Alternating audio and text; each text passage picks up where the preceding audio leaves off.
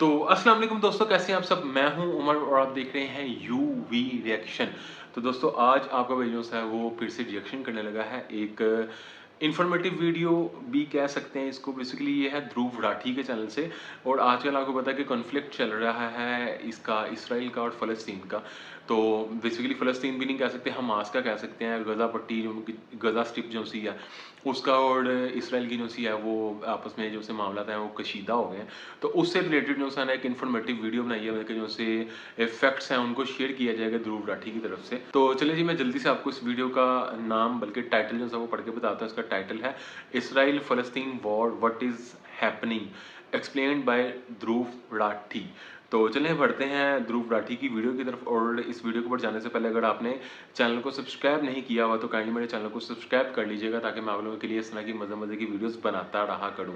Subscribe करना बहुत ज़रूरी है यार। अगर आप सब्सक्राइब करेंगे तो आपका कुछ भी नहीं जाएगा, पर आपके भाई को जो है ना वो हौसला मिल जाएगा, और आपका भाई जो है वो मज़े से आप लोगों के लिए इस तरह के रिएक्शन बनाता रहा करेगा। तो चलें जी, बढ़ते हैं आज के इस रिएक्शन की तरफ। Let's jump to the video और लेट्स स्टार्ट। नमस्कार दोस्तों, इजराइल और पैलेस्टीन के बीच में एक बार फिर से जंग छिड़ चुकी है। 7 अक्टूबर सुबह 6:30 बजे की बात है, जब ज्यादातर इजरायली लोग अपने घरों में सो रहे थे कि अचानक से एयर रेड सायरन्स बजने लगते हैं। अच्छा। कुछ ही देर बाद रॉकेट्स बरसने लगते हैं इजराइल के शहरों पर हजारों की संख्या में। इजरायली डिफेंस फोर्सेस एस्टिमेट करती हैं 2200 रॉकेट्स फायर किए गए। हमास ग्रुप कहता है कि 5000 रॉकेट्स फायर किए गए। अब आमतौर पर इजराइल के पास एक आयरन डोम सिस्टम है। ये दुनिया के one of the best air defence systems में से है। जब भी रॉकेट्स की इस तरीके से बरसात होती है, ये लेटेस्ट मिलिट्री टेक्नोलॉजी का इस्तेमाल करके उन रॉकेट्स को इंटरसेप्ट करता है और हवा में ही डिस्ट्रॉय कर देता है इजराइल देश को प्रोटेक्टेड रखने के लिए। लेकिन यहाँ पर 5000 रॉकेट्स फायर किए गए 20 मिनट के अंदर अंदर। ये आयरन डोम सिस्टम भी फेल रहा। हजारों की संख्या में इजराइल में लोग मारे गए और जख्मी हुए इन अटैक्स के चलते। ये सरप्राइज अटैक पिछले कई दशकों में सबसे बड़ा हमला है जो इजराइल पैलेस्टीन कॉन्फ्लिक्ट में देखा गया है, और ये याद दिलाता है योम किपुर वॉर की। आज से ठीक 50 साल पहले अक्टूबर 1973 में इजिप्ट और सीरिया ने इसी तरीके से एक सरप्राइज अटैक किया था इजराइल के ऊपर। उसके बाद एक वॉर छिड़ गई थी जिसे योम किपुर वॉर बुलाया जाता है, और अभी का ये हमला भी किसी फुल स्केल वॉर से कम नहीं है। हमास ने रॉकेट्स के अलावा एक मल्टी प्रोंग्ड अटैक किया है जमीन से, समुद्र से और हवा से। इजराइल गाजा बॉर्डर पर मौजूद जो बाउंड्री वॉल लगी थी उसे तोड़ गिरा दिया गया एक बुलडोजर के द्वारा। कई पैलेस्टीनियंस इजरायली टेरिटरी के अंदर घुसते हुए दिखे, कई मोटरसाइकिल्स पर, कुछ मोटर पावर्ड हैंग ग्लाइडर्स के जरिए हवा के थ्रू इजराइल में घुसे। इसके अलावा समुद्र में स्पीड बोट्स के जरिए भी हमास के लोगों ने इजराइल पर हमला बोला। कई सारे इवेंट्स हुए यहाँ एक दिन के अंदर अंदर। इजराइल गाजा बॉर्डर पर मौजूद एक मिलिट्री बेस पर भी हमला किया गया, एक इजरायली टैंक को कैप्चर किया गया, कई इजरायली सोल्जर्स को कैप्चर कर उन्हें बंदी बनाया जा चुका है हमास ग्रुप के द्वारा। और बॉर्डर पर मौजूद जो इजराइल के गांव और शहर थे वहां पर भी हथियार ताने हमास के आतंकवादी अंदर घुस गए हैं। ढेरों बेगुनाह सिविलियंस यहाँ पर मारे जा चुके हैं, कईयों को हॉस्टेज बनाया गया है, और इजराइल ने रिस्पॉन्स में एक स्टेट ऑफ वॉर डिक्लेयर कर दिया है। इजरायली मिलिट्री ने गाजा में भी एयर स्ट्राइक्स करी, जिसके चलते पैलेस्टीन में भी हजारों लोग मारे गए हैं और जख्मी हुए हैं। एक बार इस पूरी सिचुएशन का कॉन्टेक्स्ट समझने के लिए नक्शे पर नजर डालते हैं। इजराइल और पैलेस्टीन दोनों मिडिल ईस्ट में लोकेटेड हैं, जिनके नॉर्थ में है लेबनान का देश, नॉर्थ ईस्ट में सीरिया, ईस्ट में जॉर्डन, साउथ वेस्ट में इजिप्ट और वेस्ट में है मेडिटेरेनियन सी। इन दोनों देशों पर जूम इन करो तो ये बीच का एरिया इजराइल का देश है, और पैलेस्टीन की जो टेरिटरीज है वो दो हिस्सों में बटी है। एक है वेस्ट बैंक का रीजन जो जॉर्डन के वेस्ट में है, और दूसरी है गाजा स्ट्रिप जो इजराइल के साउथ वेस्ट में इजिप्ट को बॉर्डर करती है। वेस्ट बैंक में मौजूद पैलेस्टीनियन टेरिटरीज के बीच में कई इजरायली सेटलमेंट्स हैं जहां इजराइल का कंट्रोल है। इसे इलीगल कंसिडर किया जाता है यूनाइटेड यूएनओ में जो है इसको इलीगल। वेस्ट बैंक में जो पैलेस्टीनियन टेरिटरीज हैं उन्हें एडमिनिस्टर किया जा रहा है पैलेस्टीनियन अथॉरिटी के द्वारा, जो फतेह के कंट्रोल में है, एक पॉलिटिकल पार्टी का नाम है। दूसरी तरफ गाजा स्ट्रिप में सिर्फ और सिर्फ हमास का राज चल रहा है। फतेह और हमास के बीच में अपना एक अलग कॉन्फ्लिक्ट रहा है हिस्टोरिकली, और हमास की बात करी जाए तो ये एक एक्सट्रीमिस्ट पैलेस्टीनियन ऑर्गेनाइजेशन है जिसे ज्यादातर देशों के द्वारा एक आतंकवादी संगठन माना जाता है। Canada, European union, Israel, Japan, Australia, USA और यूके हमास को एक टेररिस्ट ऑर्गेनाइजेशन डेजिग्नेट करते हैं। लेकिन दूसरी तरफ इसे टेररिस्ट नहीं कंसिडर किया जाता Brazil, China, Egypt, Iran, Norway, कतार, रशिया, सीरिया और टर्की के द्वारा। फिर कुछ देश ऐसे हैं जो हमास के सिर्फ मिलिट्री विंग को एक टेररिस्ट ऑर्गेनाइजेशन मानते हैं, जैसे कि न्यूजीलैंड और पैराग्वे। ये चीज जियोपॉलिटिकली काफी रेलेवेंट है, क्योंकि आप आगे देखेंगे आज जो सिचुएशन हो रही है, दुनिया के अलग अलग देश उस पर कैसे रिएक्ट कर रहे हैं। अभी के कॉन्फ्लिक्ट का जो नक्शा है वो देखा जाए तो आप देख सकते हैं गाजा स्ट्रिप रेड कलर में है और इजराइल की टेरिटरी के कितना अंदर घुस गए हैं पैलेस्टीनियन मिलिटेंट्स, ये आप ब्लू कलर से देख सकते हैं। अच्छा। हमास के मिलिट्री कमांडर मोहम्मद अल दिफ ने इस पूरे हमले को ऑपरेशन अल अक्सा फ्लड का नाम दिया है और कहा कि हमास ये इसलिए कर रहा है क्योंकि इजराइल ने पैलेस्टीनियंस के ऊपर अत्याचार किया। स्पेसिफिकली ये रिस्पॉन्स है अल अक्सा मस्जिद में जो हुआ था उस। अगर आप जानना चाहते हैं जेरूसलम में मौजूद इस अल अक्सा मस्जिद में क्या इशू उठा था तो उसकी बात मैंने 2 साल पुराने इस वीडियो में करी थी। इसका लिंक नीचे डिस्क्रिप्शन में डाल दूंगा, जाकर देख सकते हैं। जितने भी इंडियन नेशनल्स इस वक्त इजराइल में मौजूद हैं उन लोगों के लिए इस वक्त इजराइल की इंडियन एम्बेसी ने एक एडवाइजरी दी है जो आप स्क्रीन पर देख सकते हैं। इमरजेंसी के सिचुएशन में आप इस नंबर पर कॉल कर सकते हैं या फिर एक ईमेल डाल सकते हैं दी गई ईमेल पर। इजराइल ने रिस्पांस में अपना जो हमला लॉन्च किया उसे ऑपरेशन आयरन स्वॉर्ड्स का नाम दिया गया। इजरायली डिफेंस फोर्सेस, जिन्हें IDF शॉर्ट में कहा जाता है, इन्होंने अपनी नेवी, एयरफोर्स और ग्राउंड फोर्सेस सबको तैनात किया है। साथ ही साथ इन्होंने गाजा में ड्रोन स्ट्राइक्स भी लॉन्च करी। इजराइल के एनर्जी मिनिस्टर ने एक ऑर्डर साइन किया कि गाजा में बिजली की सप्लाई काट दी जाए। काफी हद तक ये बिजली इजराइल के थ्रू सप्लाई की जाती है गाजा में। इजराइल के प्राइम मिनिस्टर बेंयामिन नेतन्याहू ने एक टेलीविजन एड्रेस में कहा, citizens of Israel, we are at war. אזרחי ישראל, אנחנו במלחמה, לא במבצע, לא בסבבים, במלחמה।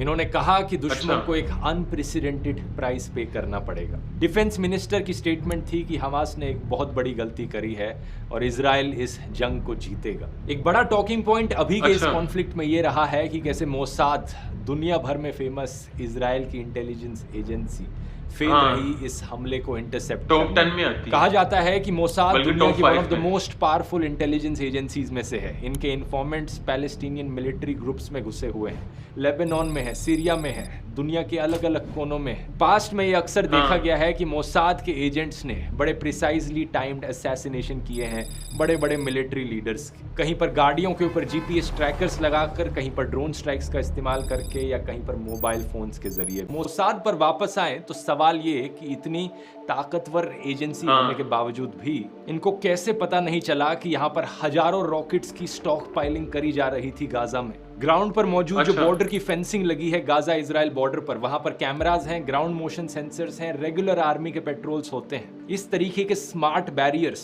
क्यों फेल हो गए? डोमेस्टिकली बहुत क्रिटिसिज्म फेस करना पड़ रहा है इजराइल की सरकार को। फॉर्मर इजराइल के जो नेवी के हेड थे, उन्होंने इजरायली टीवी चैनल 12 को कहा कि ये सरकार का एक बहुत बड़ा फेलियर है। पूरा इजराइल पूछ रहा है कहाँ है IDF, कहाँ है पुलिस और कहाँ है सिक्योरिटी। उसने BBC को बताया कि एक मेजर इन्वेस्टिगेशन ऑलरेडी शुरू हो चुकी है इस इंटेलिजेंस फेलियर को लेकर। द टाइम्स ऑफ इजराइल में छपी इस खबर को भी देखिए, जिसके अनुसार इजिप्ट के इंटेलिजेंस ऑफिशियल्स ने बार बार इजराइल को वार्निंग दी थी कि कुछ बड़ा होने वाला है और एलिजिडली उन वार्निंग्स को इग्नोर किया गया। दूसरी तरफ इंटरनेशनल रिएक्शंस की बात करें तो अमेरिकन प्रेसिडेंट जो बाइडेन ने इस अटैक को कंडेम किया और कहा कि वो रॉक सॉलिड और अनवेवरिंग सपोर्ट दिखाते हैं इजराइल के फेवर में। यूरोपियन यूनियन के फॉरेन पॉलिसी चीफ का भी यही कहना था कि वो स्ट्रांगली कंडेम करते हैं इस अटैक को और कहते हैं इंटरनेशनल लॉ के हिसाब से इजराइल के पास खुद को डिफेंड करने का राइट है। इन्होंने कहा कि इजरायली हॉस्टेजेस को इमीडिएटली रिलीज किया जाए। ईरान का देश, जो कि one of the main supporters रहा है हमास का, उनकी फॉरेन मिनिस्ट्री कहती है कि हमास के द्वारा किया गया हमला एक एक्ट ऑफ सेल्फ डिफेंस था पैलेस्टीनियंस की तरफ से। बगल के इजिप्ट की देश की फॉरेन मिनिस्ट्री कहती है कि वो सऊदी अरेबिया और जॉर्डन के साथ बातचीत कर रही है इजराइल पैलेस्टीनियन टेंशंस को डिफ्यूज करने की कोशिश में। पैलेस्टीन के जो प्रेसिडेंट हैं महमूद अब्बास, वो ऑफिशियल न्यूज एजेंसी WAFA को कहते हैं कि पैलेस्टीनियंस का सेटलर्स और विदेशी ट्रूप्स के टेरर के खिलाफ खुद को प्रोटेक्ट करने का अधिकार है। जैसा कि मैंने बताया, ये फतेह पार्टी के हैं जो वेस्ट बैंक पर रूल कर रही है और हिस्टोरिकली फतेह और हमास के बीच में कॉन्फ्लिक्ट की सिचुएशन रही थी। आज से 2 साल पहले मैंने एक डिटेल वीडियो बनाया था इजराइल पैलेस्टीन कॉन्फ्लिक्ट पर, जिस पे बहुत लंबा इतिहास इनका समझाया था। इसमें मैंने बात करी थी कि कैसे ज्यूज को सदियों से प्रोसिक्यूट किया गया यूरोप में, वो अपनी जान बचाकर माइग्रेट किए पैलेस्टीन, और पैलेस्टीनियंस को अपने ही देश में अब रेफ्यूजीज बना दिया गया है। तो पैलेस्टीन की जो कॉज है वो ऑब्वियसली सपोर्ट डिजर्व करती है यहाँ पर, लेकिन आतंकवादियों को समर्थन देकर नहीं। हमारी इंडियन सरकार का भी स्टांस यही रहा है हिस्टोरिकली।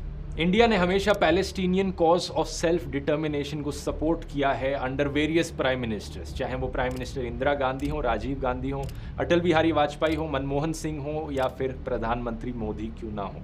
लेकिन मध्य पूर्व के बारे में यह स्थिति साफ है कि अरबों की जिस जमीन पर इजराइल कब्जा करके बैठा है वो जमीन उसको खाली करना होगी।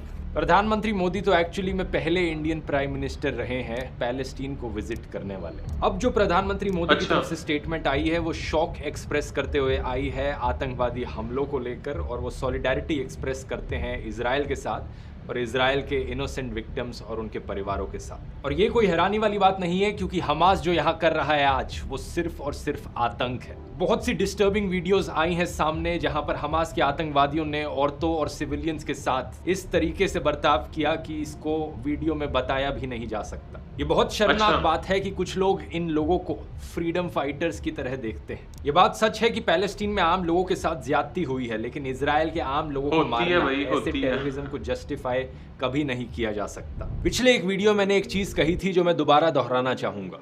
हमास एक डेजिग्नेटेड आतंकवादी ऑर्गेनाइजेशन है और इजराइल एक पावरफुल देश है एक प्रॉपर डेमोक्रेटिक सरकार के साथ। इसलिए इजराइल को अपनी पावर का रिस्पॉन्सिबल तरीके से यूज करना चाहिए। कुछ कॉम्युनल बिगेट्स को ऐसी स्टेटमेंट से बड़ी तकलीफ होती है। एक तरफ लोग हैं जो कहते हैं कि पूरी तरीके से सफाया कर दो पैलेस्टीन का, जश्न मना रहे हैं पैलेस्टीन पर हमले होते हुए देखकर, कहते हैं एक भी नहीं बचना चाहिए, बिना उन लोगों की फिक्र करते हुए जो आम पैलेस्टीनियन लोग हैं उन पर क्या बीत रही हो। दूसरी तरफ कुछ कॉम्युनल लोग हैं जो हमास आतंकवादियों के सपोर्ट में जश्न मना रहे हैं, खुश हो रहे हैं कि हमला कर दिया इजराइल पर।